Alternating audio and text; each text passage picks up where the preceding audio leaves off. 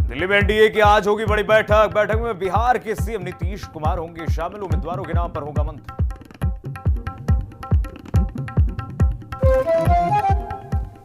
Seat sharing को लेकर इंडी गठबंधन में फंस रहा पेच। आज दिल्ली आ सकते हैं तेजस्वी यादव। कांग्रेस अध्यक्ष से करेंगे मुलाकात।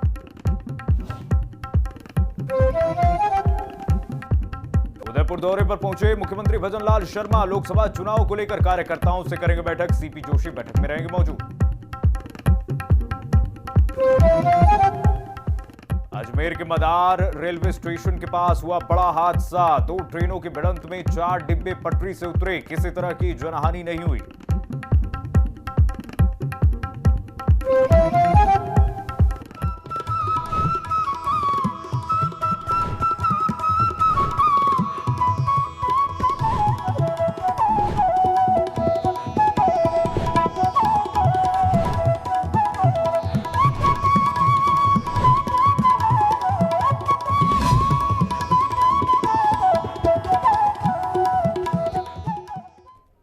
नमस्कार, बहुत स्वागत है आपका। हिंदी खबर देख रहे हैं आप। मैं हूं आपके साथ कीर्तिमान सिंह।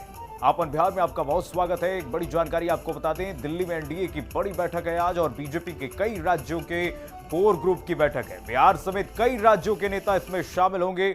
नीतीश कुमार भी बैठक में मौजूद रहेंगे।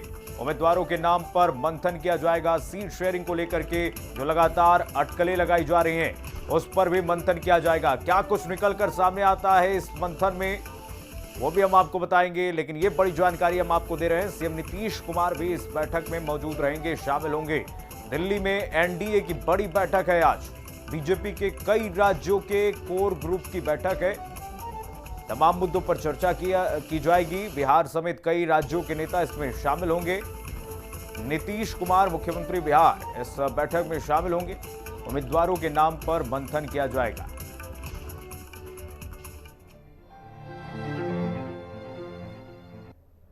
तो दिल्ली में एनडीए की बड़ी बैठक है और सीएम नीतीश कुमार इस बैठक में मौजूद रहेंगे।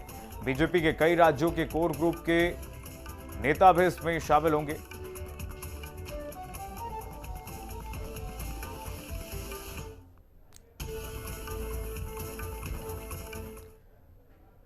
आगे बढ़ेंगे। बिहार को लेकर इंडिया में भी हलचल तेज है। आज दिल्ली आ रहे हैं आरजेडी के नेता तेजस्वी यादव। बड़ी जानकारी हम आपको दे दें, तेजस्वी यादव आज दिल्ली आएंगे, जहां पर कांग्रेस नेतृत्व से मुलाकात भी हो सकती है तेजस्वी यादव की। ये बड़ी जानकारी, अहम जानकारी हम आपको बता रहे हैं। बिहार को लेकर इंडिया गठबंधन में भी हलचल तेज है कि क्या सीट शेयरिंग होगा और उस पर मंथन किया जाएगा।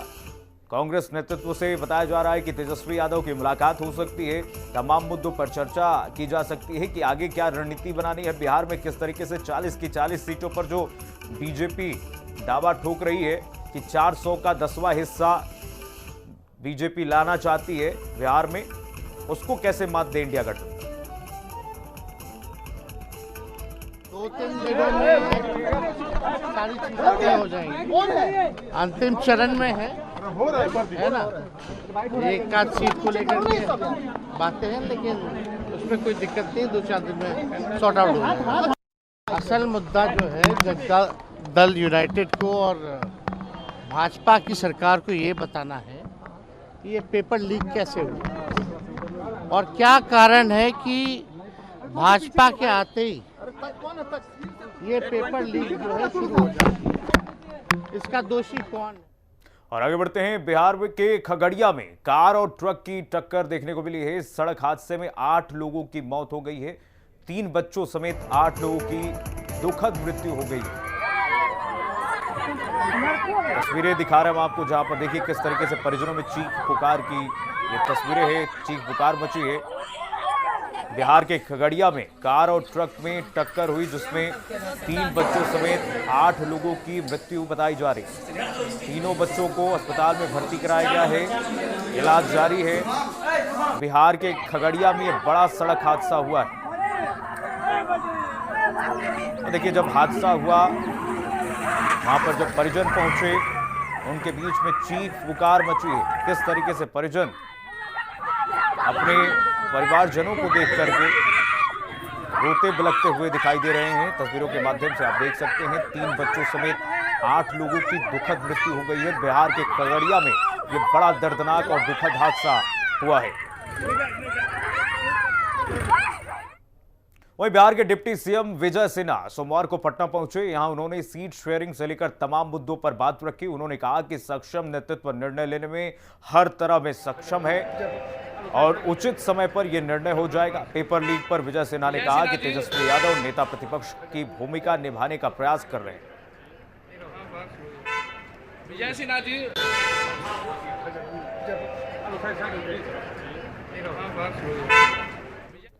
वहीं पटना में बीजेपी के मुख्य प्रवक्ता और नीतीश सरकार में मंत्री जनक राम ने हिंदी खबर पर बातचीत करते हुए कहा कि एनडीए राज्य की सभी 40 सीटों पर जीत हासिल करेगी और बिहार में सीट शेयरिंग को लेकर कोई दिक्कत नहीं है। वहीं विपक्ष पर हमला करते हुए उन्होंने कहा कि इंडी अलायंस को सनातन का मजाक उड़ाना महंगा पड़ेगा। जनक राम के साथ बातचीत हिंदी खबर ने की है, सुनिए जरा।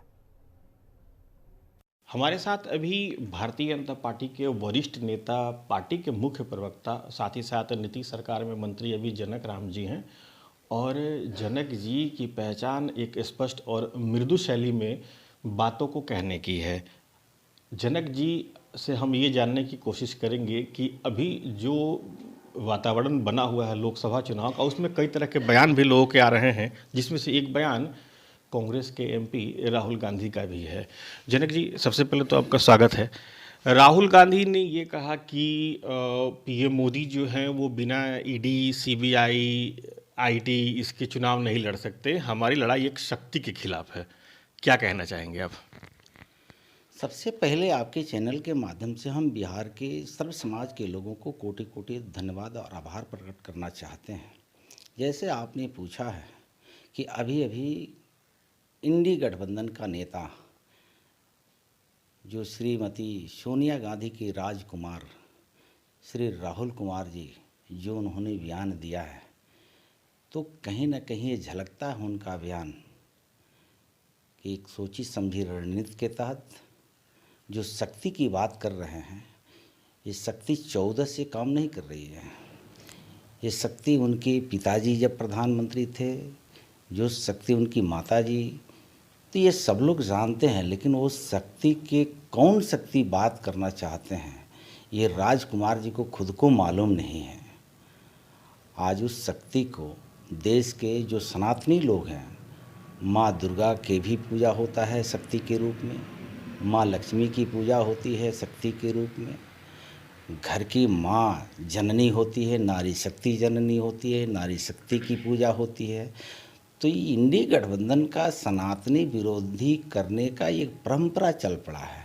यह देश और प्रदेश के लोग ये मानेगा नहीं और स्पष्ट है ये कहीं ना कहीं देश को खंडित करने का एक बहुत बड़ा षड्यंत्र चल रहा है, जो आने वाले दिनों में ये जनता इनको जवाब देगी।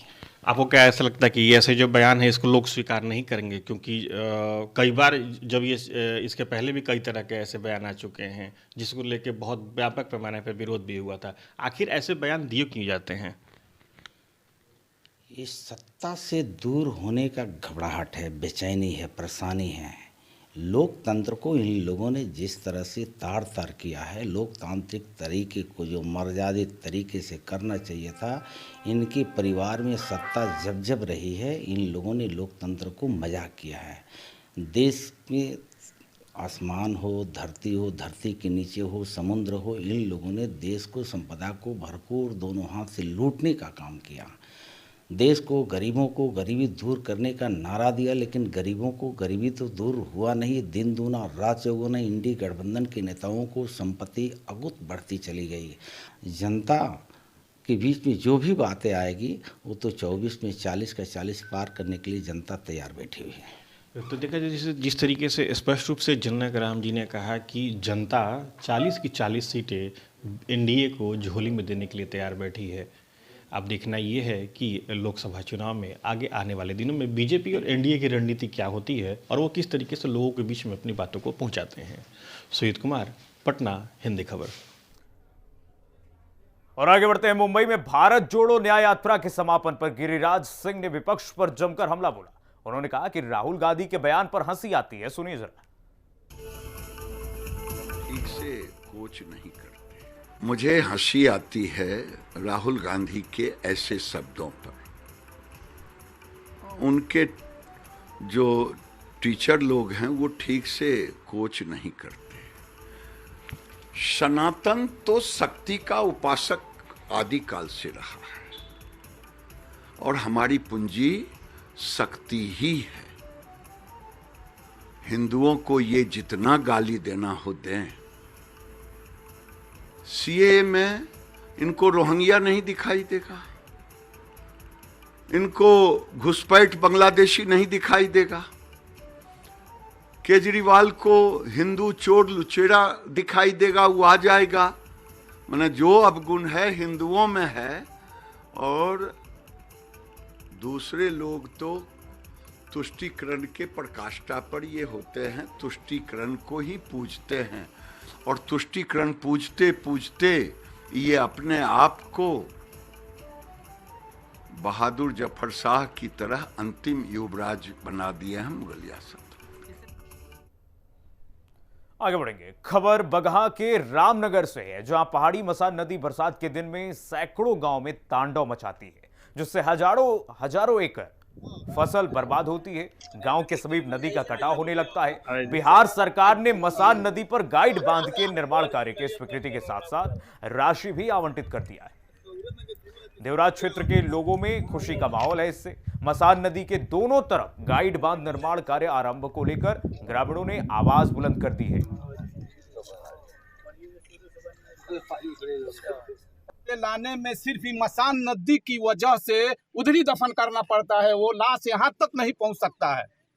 इसके लिए बार बार कोशिश किया गया और यहाँ सतीश चंद्र दुबे जी बहुत कोशिश किए। 2014 से कोशिश करते रहे तो इंशाल्लाह अल्लाह ने जो है 214 करोड़ 96 लाख का जो है टेंडर हुआ है।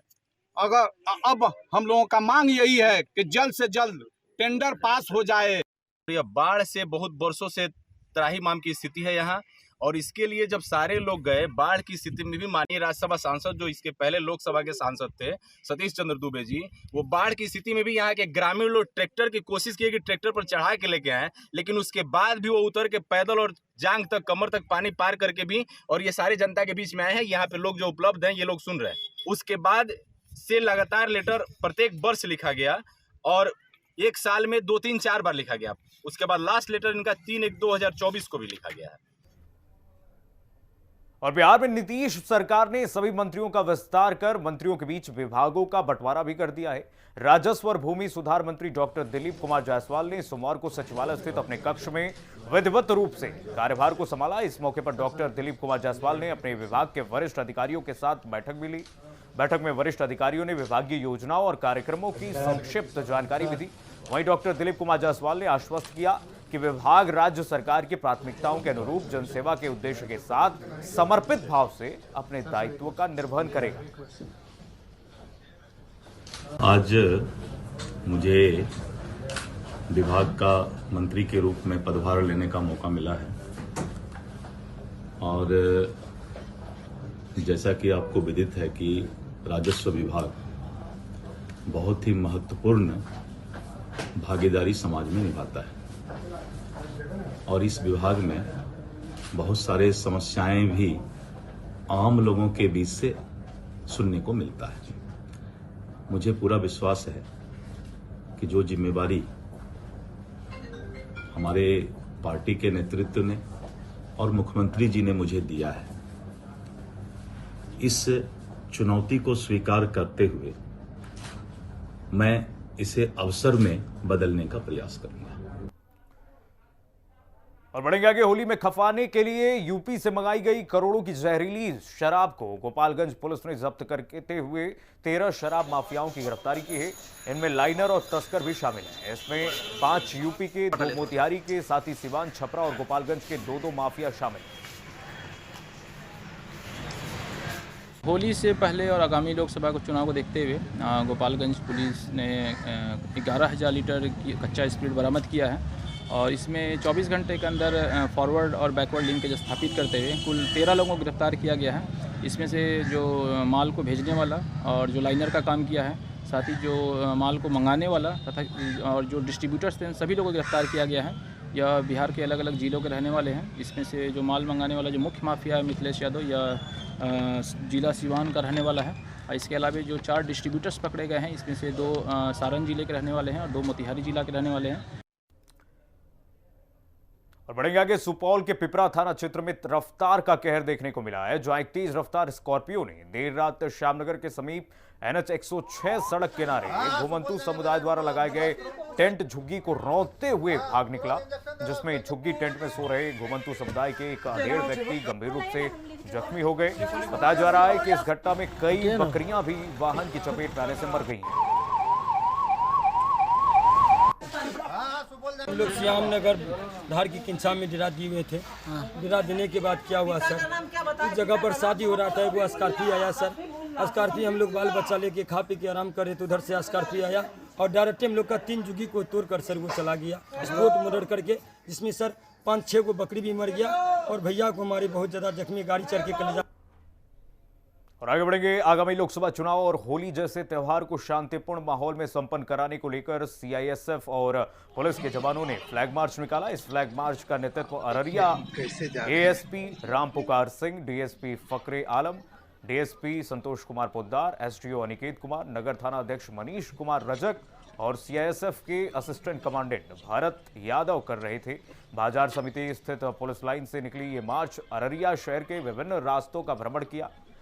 SP राम पुकार सिंह ने बताया कि बीते शनिवार को आदर्श आचार संहिता लागू हो गया है, होली का त्यौहार नजदीक आ गया है, इसके साथ ही लोकसभा का चुनाव भी होने वाला है, इसलिए संवेदनशील जगहों पर ये फ्लैग मार्च निकाला गया है ताकि लोग भयमुक्त होकर त्यौहार को मनाएं, साथ ही आगामी लोकसभा चुनाव में बढ़ चढ़कर अपनी भागीदारी भी सुनिश्चित करें। उन्होंने बताया कि इस ब्लैक मार्च का उद्देश्य ये भी है कि लोग भय मुक्त रहें और उन्हें ये महसूस हो कि हमारे आसपास पुलिस के जवान मौजूद हैं, इसलिए शांति व्यवस्था कायम करने को लेकर ये फ्लैग मार्च निकाला गया।